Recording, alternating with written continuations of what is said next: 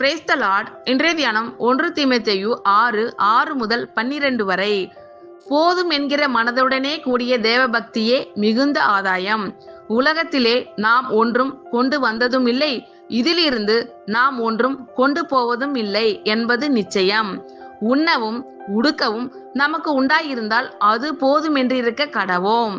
ஐசுவரியவான்களாக விரும்புகிறவர்கள் சோதனையிலும் கண்ணியிலும் மனுஷரை கேட்டிலும் அழிவிலும் அமிழ்த்துகிற மதிகேடும் சேதமும் ஆன பலவித இச்சைகளிலும் விழுகிறார்கள்.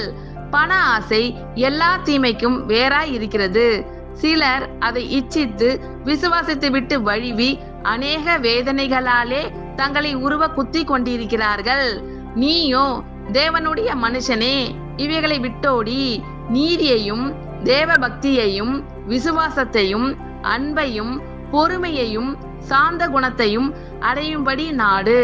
விசுவாசத்தின் நல்ல போராட்டத்தை போராடு. நித்திய ஜீவனை பற்றிக்கொள், அதற்காகவே நீ அழைக்கப்பட்டாய்.